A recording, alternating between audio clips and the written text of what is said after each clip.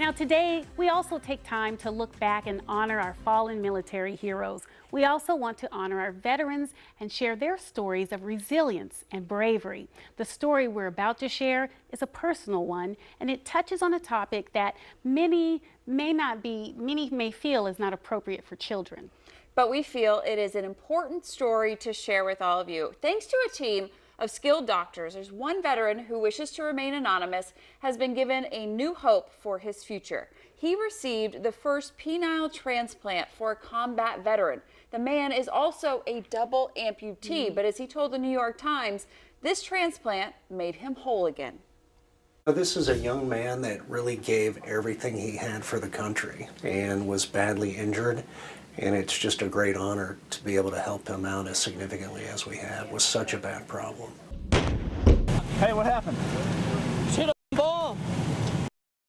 The former service member lost his genitals and lower abdomen wall from an IED blast during his deployment in Afghanistan. A team of over 30 medical professionals worked for 5 years studying how to perform this type of operation. It took 16 months to find the perfect donor match and 14 hours to perform the revolutionary surgery, all at Johns Hopkins School of Medicine in Baltimore. What he's told us, and I've met other men that have had similar injuries, when they're injured and they're unconscious and they wake up in the hospital, really the first thing they check is whether or not they've lost their genitals or their penis, and then they look for their legs, and then they look for their arms. But when it happens, they don't talk about it a lot. The Defense Department reports close to 1,400 men in the U.S. military suffered injuries to their genitals in Iraq or Afghanistan between 2001 and 2013. But to why men don't talk about it is a bit of an unknown. So we asked former Marine and Navy Times managing editor John Simpkins. Military culture is so kind of centered around masculinity.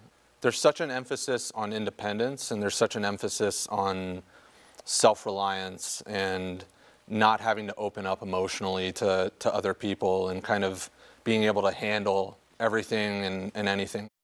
And another taboo topic in the military is mental health. Simpkins says it can be a tough topic and one that needs more awareness in the civilian and military worlds.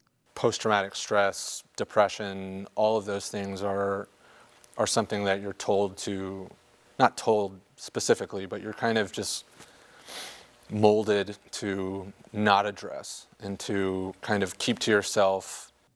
While all wounds have a physical and emotional effect on service members, when it comes to battling injuries that affect genitalia, because it's so personal, it can be especially difficult. You're talking about someone's livelihood, you're talking about their ability to have a family, to procreate anything, and a lot of these guys are in, essentially what amounts to the height of their sexual years. Dr. Redett says he is extremely confident in the young combat veteran's ability to urinate again and to achieve full sexual function. While he remains infertile, his hope has soared. I've already seen his well-being pick up, so I think it will go only up from here.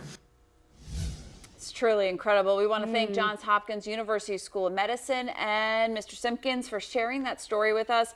And of course, we want to thank all of our veterans for your service.